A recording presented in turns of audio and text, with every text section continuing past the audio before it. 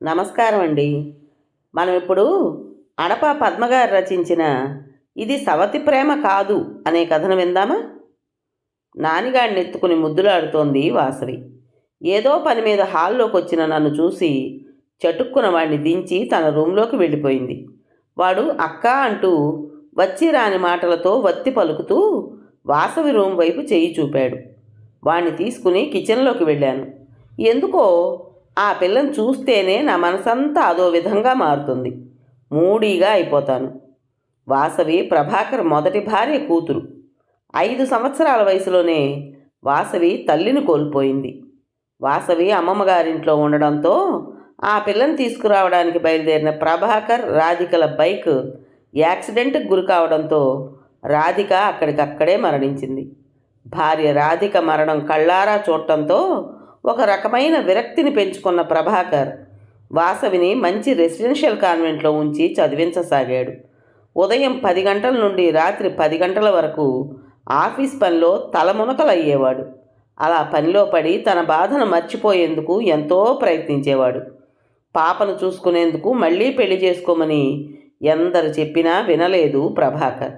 చిన్నతనంలోనే తల్లిని, తరువాత తండ్రిని పోగొట్టుకోవడంతో అంత బాధ్యతగా చెప్పేవాళ్ళు లేక కొంత పెళ్లి మాట తలపెట్టలేదు.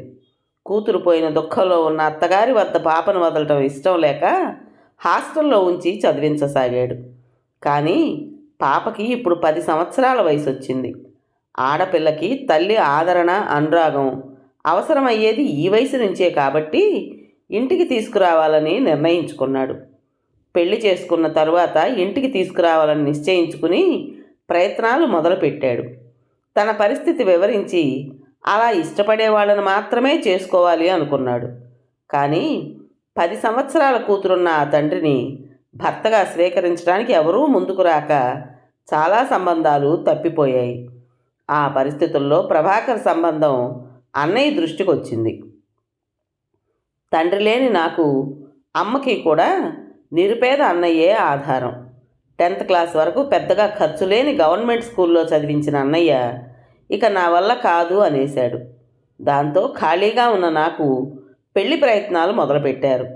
నేను పెద్ద అందగత్తెను కాను, అలాగని అనాకారిని మాత్రం కాదు. కానీ అందం, చదువు, డబ్బు ఏదీ లేని నన్ను చేసుకోవడానికి ఏ స్థాయి వాళ్ళు కూడా ఇష్టపడలేదు. అలా నెలలు, సంవత్సరాలు గడిచే కొద్దీ అన్నయ్య పాలిట గుదిబండల, వదిన దృష్టిలో శనిదేవతలా తయారయ్యాను. పేద కుటుంబం అయినా మర్యాదస్తులు అని అణుకోగల ఇలాంటి కుటుంబంలోని ఆడపిల్లయితే తనకు అనుకూలంగా ఉంటుందనే ఉద్దేశంతో ప్రభాకర్ నన్ను చూడగానే పెళ్లికి ఒప్పుకున్నారు. 10 సంవత్సరాల కూతురుంది ఇతనికా అనిపించేటట్లుంది అతడి చక్కటి రూపం, మంచి ఉద్యోగం, చూడగానే ఆకట్టుకునే అతని పర్సనాలిటీ అతను రెండో పెళ్లివాడైనా పెళ్లికి ఒప్పుకునేలా చేశాయి. అన్నిటికన్నా ముందు పెళ్ళిళ్ళ పరుగు పందెంలో ప్రతిసారి ఓడిపోయే అన్నయ్య ఈసారి చాలా సంతోషంగా ఉన్నాడు.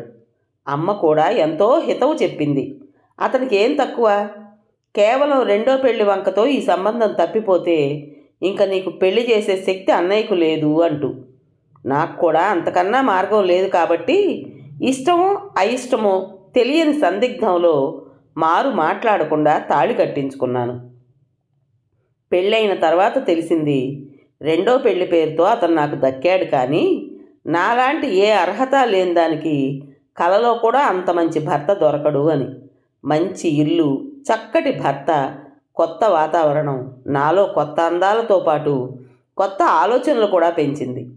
కాపురానికి వచ్చిన కొత్తలోనే ఆయన చెప్పారు, చూడు విజయ, నేను ఈ పెళ్లి చేసుకున్నది వాసవికి తల్లి ప్రేమ దొరకాలని. లేకుంటే నేను మళ్ళీ పెళ్లి చేసుకునే ఉద్దేశం నాకు లేదు. అలాగని నిన్ను నిర్లక్ష్యం చేస్తానని అనుకోకు. నిజంగానే ఆయన అన్నమాట నిలబెట్టుకుని నన్ను ఎంతో ప్రేమగా చూడసాగారు. కానీ నేను ఏనాడు వాసవిని ఆదరించలేదు, ప్రేమగా పలకరించలేదు. అసలు దానితో మాట్లాడేదాన్ని కాదు.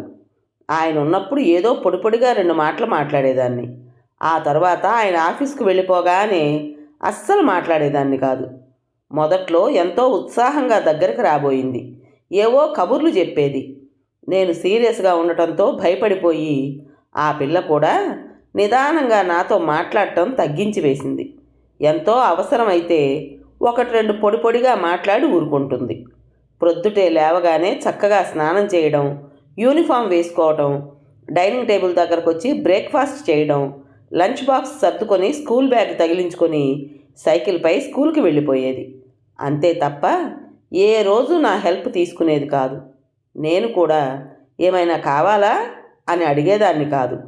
సాయంత్రం స్కూల్ నుంచి రాగానే స్నానం చేసి ఫ్రెషప్ అయ్యి కాసేపు టీవీ చూసేది. ఆ తరువాత తన రూమ్లోకి వెళ్ళి ఏదైనా వర్క్ ఉంటే చేసుకుని చదువుకునేది. తనకి ఆకలి అనిపించినప్పుడు వచ్చి భోంచేసి పడుకునేది. ప్రభాకర్ వచ్చేసరికి నిద్రపోయేది. చక్కటి డిసిప్లిన్ ఉన్న పిల్ల. ఎవరికైనా అలాంటి ఆడపిల్లుంటే ఎంత బాగుండు అనిపించేలా ఉంటుంది వాసవి. మొదట్లో ఏదైనా పిక్చర్కి వెళ్ళాలన్నా, ఫంక్షన్కి వెళ్ళాలన్నా, వసు త్వరగా రెడీగా, మనం బయటకు వెళ్తున్నాం అంటూ కేకేసేవారు ప్రభాకర్.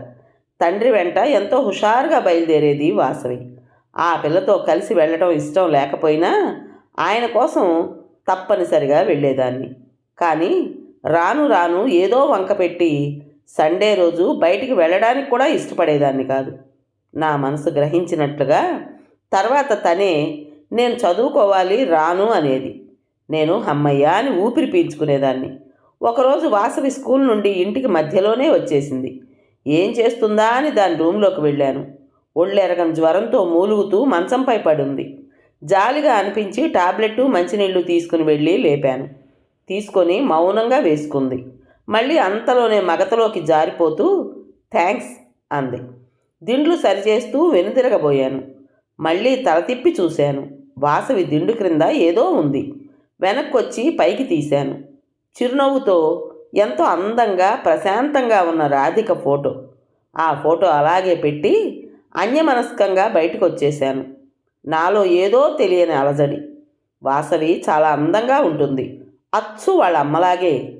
ఆ పిల్లని చూడగానే నాకు వాళ్ళ అమ్మ రూపం గుర్తుకొస్తుంది. నాలో ఒక రకమైన ద్వేషం మొదలైంది.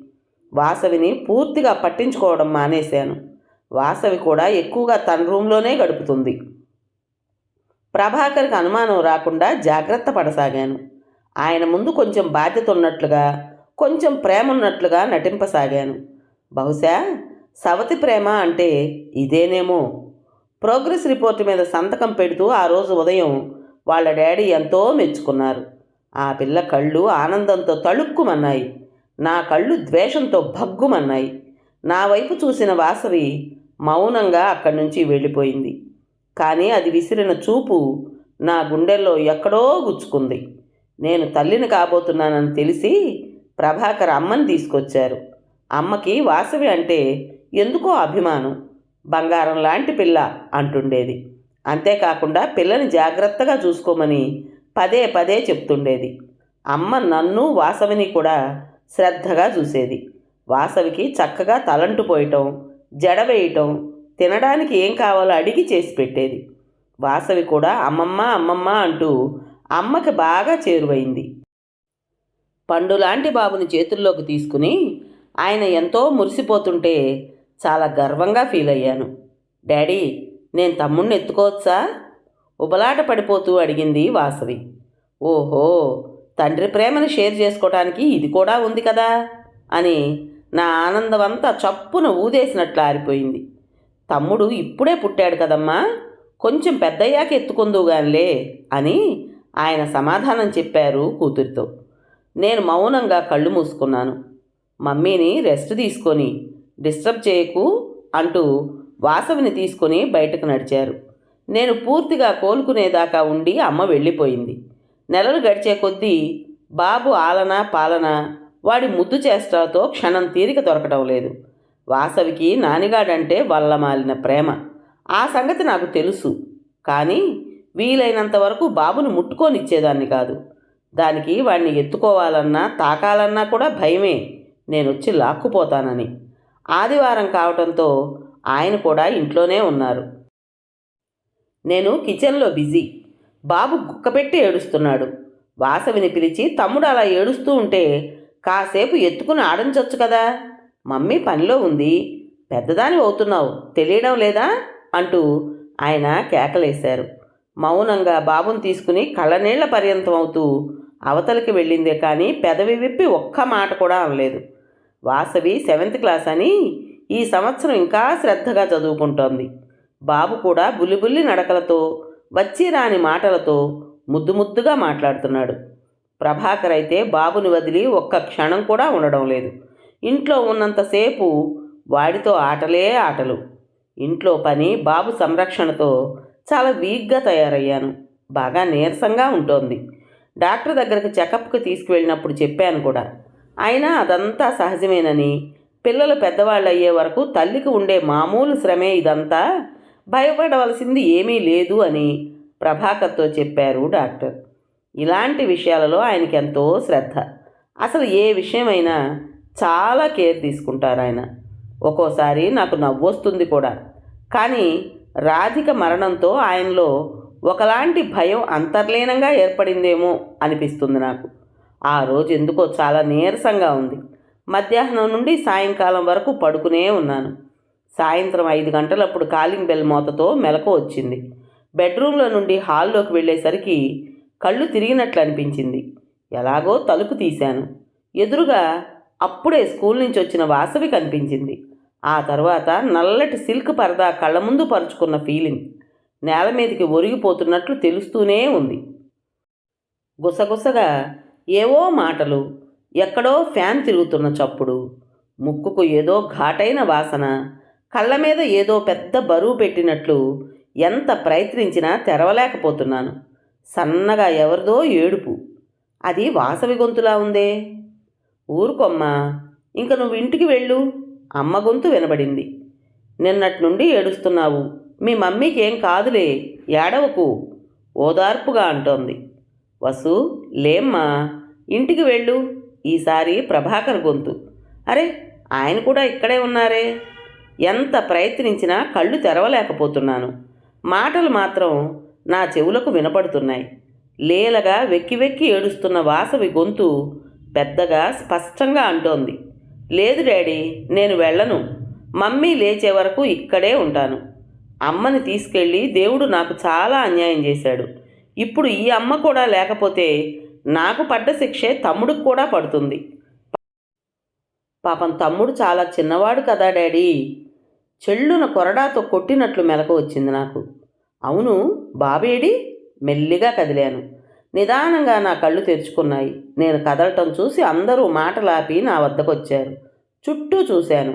నేను హాస్పిటల్ బెడ్పై ఉన్నట్లు అర్థమైంది. తలపై సూదులు గుచ్చుతున్నట్లుగా ఒకటే పోటు. చెయ్యి పైకెత్తబోతుంటే, కదలకు, చేతికి సెలైన్ ఉంది అంటూ వారించింది అమ్మ.